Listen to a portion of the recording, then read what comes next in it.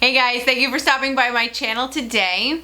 It is time for July favorites, and although I know many people are acting as if the summer is over because I see you school supplies that have now made it to mainstream options within the stores. I am not happy about that, by the way. You do not shop for school supplies until the very last minute because you owe that to yourself mentally. But I do kind of feel that now that July is over, we are winding down the summer, and although I love summer and I'm having a really good time, I have to admit, I am kind of looking forward to fall. I see a lot of the darker lip shades and kind of darker blushes and darker eyeshadows and kind of all that stuff. They're kind of calling out to me, and I can't wait to bring them back into rotation. Plus, as I was doing all of my unpacking, which I'm sure you're very aware, I just moved from the West Coast back to the East Coast, and the unpacking was a nightmare, but I ran into and met up with some of my boots and my booties and awesome scarves and winter coats and stuff, so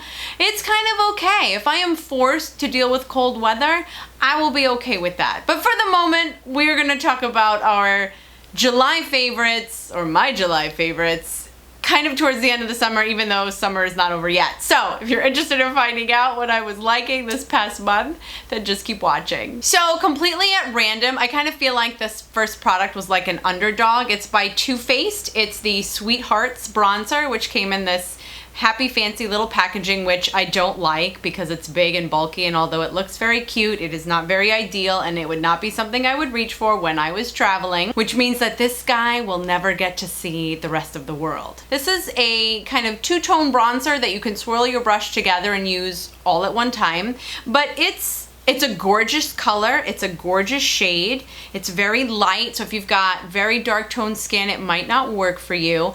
The quirk about this guy though was that it's kind of shimmer, it's like got a sheen to it, and for a long time there was this conversation about how your bronzer should be matte, and then somewhere between here and there nobody actually called it out, but we have now moved into the world of the shimmer sheen bronzer. I'm namely thinking of like the Hourglass Ambient Lighting bronzer. Makeup Revolution has a great kind of marbleized shimmer bronzer, and there's many others like that. I used this first in a get ready with me, so kind of like my initial first impression was that I really liked it on the spot, and I've been using it pretty much the entire rest of the time since I filmed that get ready with me, which I will link if you want to check that out. I also mentioned actually in a get ready with me and a haul how I had been using and then had also bought 2 shades of the L'Oreal Brow Stylist Plumper.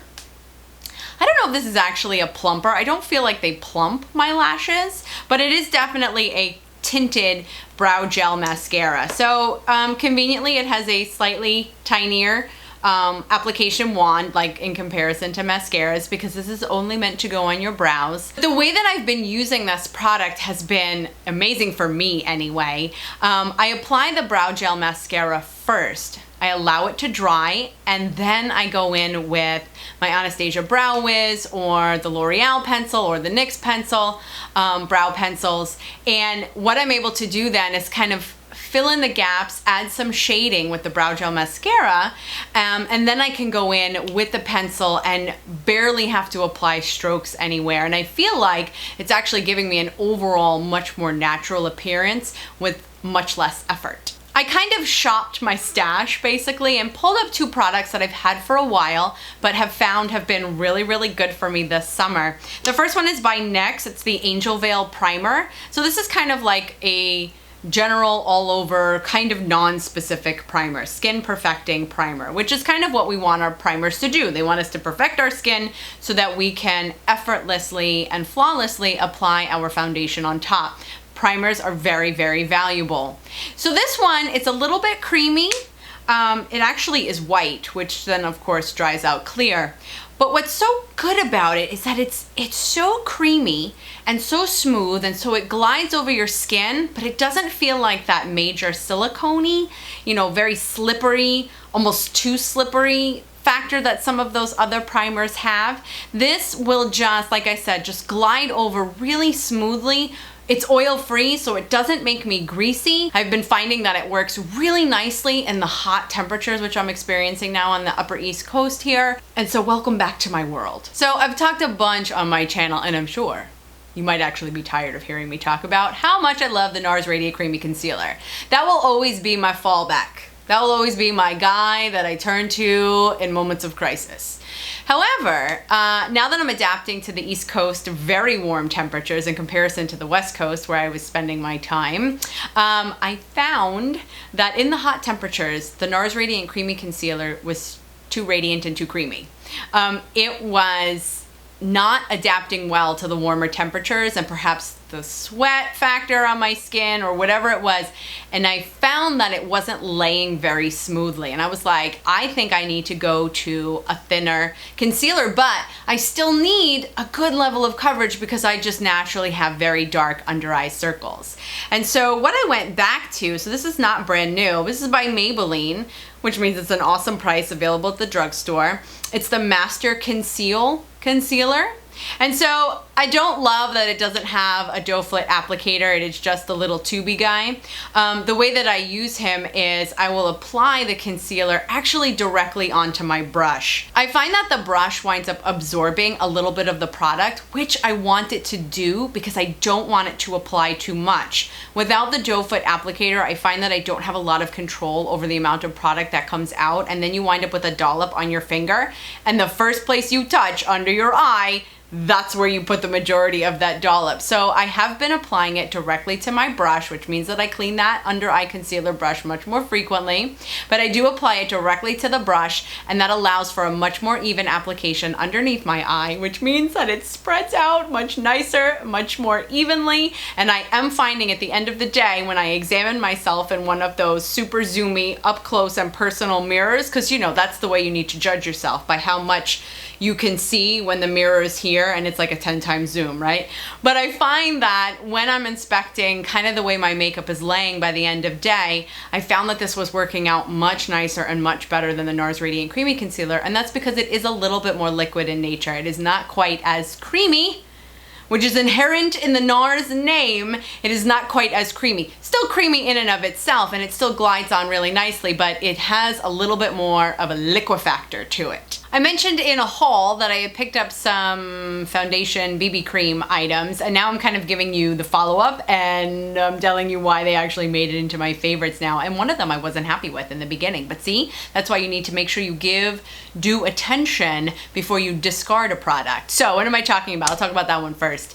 I picked up the CoverGirl Clean Matte BB cream for oily skin. I am ultimately in the shade 530, which is the light to medium shade. I feel like it is actually maybe even a hair a little too light, but I know that if I step up to the medium, it will be no good. So I kind of dogged this in the haul because I found that the coverage was pretty minimal when it came to even a BB cream. And I know BB creams are not supposed to do a major job, but at the same time, I was looking for some level of coverage.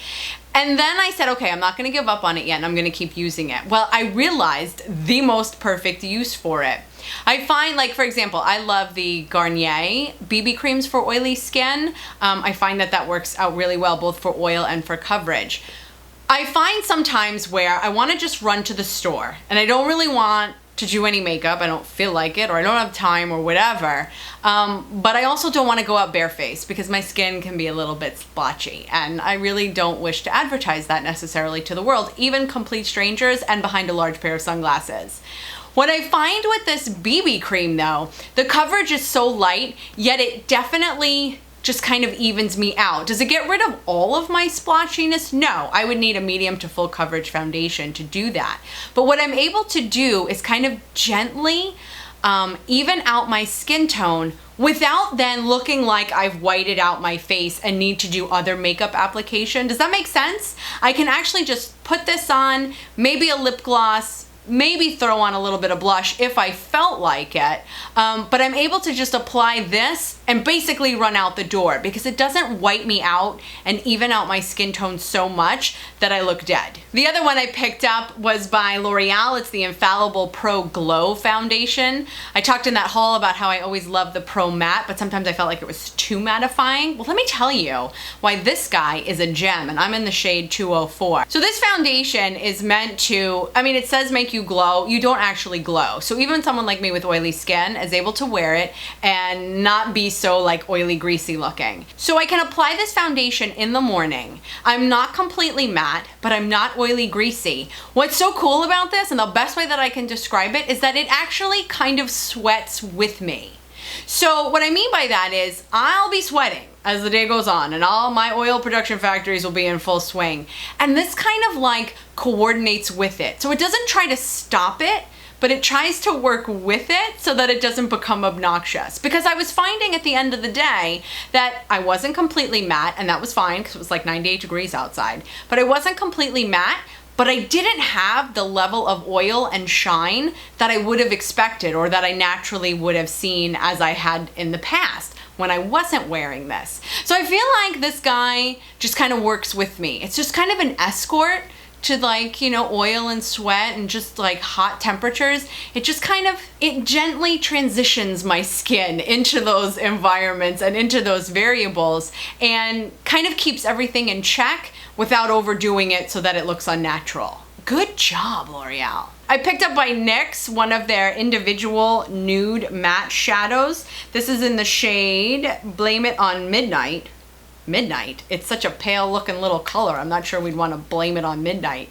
What caught my eye about this in the store, and I was actually able to pick it up in the Harmon section of Bed Bath & Beyond because I could not find it at Target, like, to save my life. What I love about this shade is that it is an amazing, very pale, not too obnoxious crease color, transition shade. See, it shows up, but not too much. It's kind of like a peachy brown without being too peach, without being too brown. I love that peachy brown. So it winds up being just a really good individual crease shade. So for example, if you wind up having a palette that you really love, and by the way, my pet peeve is if a palette is ever created and it doesn't have at least one really good transition shade or crease shade, I'm like, come on. If I'm gonna take you with me to travel, you have to give me a good crease shade. So what you can do then is have your ultimate favorite palette, travel with that, for example, and then complement it with a single individual shadow by NYX. So I've mentioned before that I am a huge fan of a two-step mascara process. I usually lengthen first with the L'Oreal Telescopic Mascara, and then I'll follow you up with a volumizer, whether it be my high-end Dior Show Blackout Mascara or a variety of different drugstore mascaras, which all perform really well when it comes to volumizing. So it's a two-stepper for me. And then my best friend was talking, hi Diane, was talking about a mascara that I just had to try. And I was like, really? I'm so intrigued. She recommended to me by IT Cosmetics the Superhero Mascara, which comes in this very dramatic black tubing here. So it doesn't look like anything special per se. The wand is somewhat large, which I'm okay with. I have very large eyes. And so if you've got much smaller eyes, this might be a little bit too much maintenance that you would have to deal with, too much effort, because sometimes we don't need a lot of effort when we're getting ready. But the wand is kind of large. It is made of the bristles, which I love. I'm not really a fan of the little plastic kind of silicone-y ones, but whatever, I won't ignore a mascara for that reason alone. What I love about this mascara is this is a double whammy. This one will lengthen and volumize incredibly. And so I don't actually have to have two steps sometimes when applying my mascara. Two more non-beauty things. I picked up a new eye cream. I know, are you surprised? Because I have been living and keeping in business the Olay Regenerist Eye Lift Serum like forever, the guy that comes in the little tubey. And I decided I needed to shake it up because maybe I was missing out and because I make YouTube videos, and so I wanted to try out something else. And so I did a little bit of research, and what I found was kind of like those seemingly one-hit wonders. This was by Borghese. Someone can correct me on how to pronounce that. It is the, wait, get this. It is the Fluido Protetivo. Oh my gosh, I sound so fancy. Advanced Spa Lift for Eyes. So this guy is kind of like one-stop shopping. So I'm just gonna read you the description really, really fast because there's no chance I'm going to be able to remember all of the details. Lightweight, fast absorbing, provides pure, potent protection for fragile, delicate skin, which is where we find it around our eyes. I added that part, that wasn't written there. Brightens, smooths, and allays quote, allays the appearance of dark circles and fine lines. It's got vitamins A, C, and E with a bunch of antioxidants, and it helps to smooth, and it's blah, blah, blah, blah. You get the idea, right? Like, I think they listed off every single thing. And so this guy, by comparison, is a little bit more like fluid than the Olay Regenerist one. I suppose that's why it's got Fluido in the name. So it's a little bit more liquidier, and I find that it spreads very easily and very nicely because we don't want to be applying a lot of pressure and circular rubbing motions around the outer portions of our eye. And in fact, you'd like to use the patting motion as much as possible. And so because of that, I've had this bottle for, I mean, it has to be like 6 months at this point, and it's still even only down to here. And so I enjoy that for something that's a little bit more money than that drugstore pricing that I was used to. And so I have definitely been enjoying the Borghese Fluido Protetivo. I just wanted to say that one more time.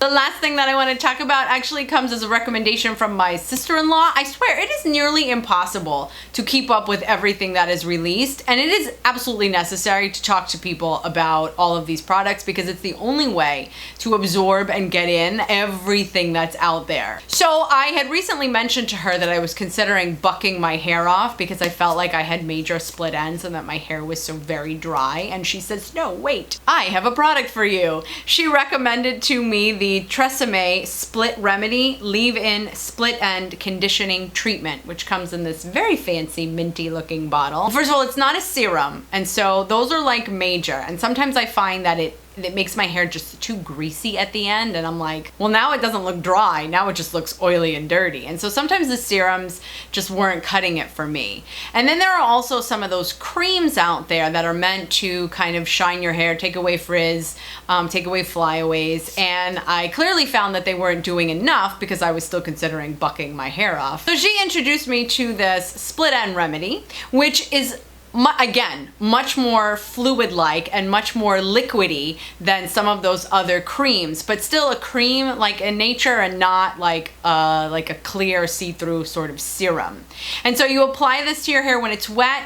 You only need to go, you can go as high as you need, but I've been applying it to the ends, the split ends, and I have not been compelled to go cut off my hair. So I think that in and of itself means that this product is doing me some good. It says it's got all of this technology to help seal in your split ends and actually repair them.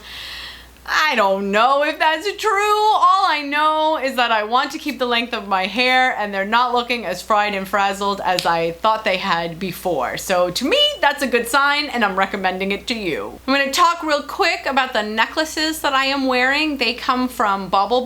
They're about $32, $34. They are their bar necklaces.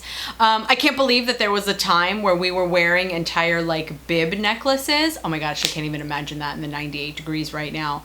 But I have been living in either one or the other or both of these ever since I got them because I think I love a dainty chain. I think it looks really good. They happen to be pretty popular right now, thank God. But I think it makes our necks just look fabulous. Our collarbones just wind up looking great because in and of themselves, collarbones I don't think look all that awesome because literally they're bones right there. Okay, that's gross.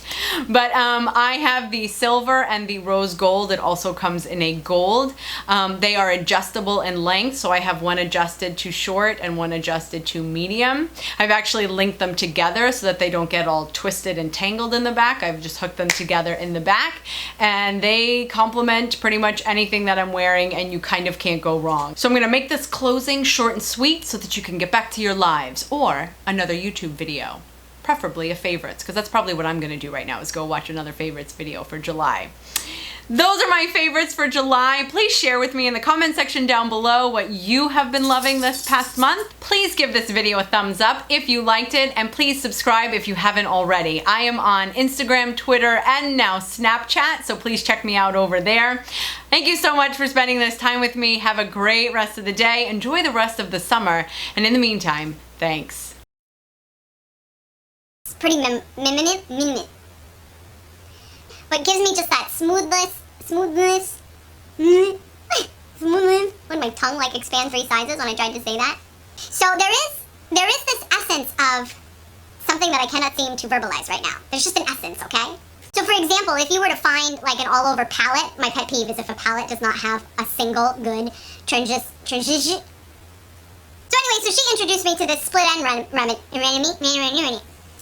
So I've talked a bunch, and I'm sure you're actually, I'm sure you're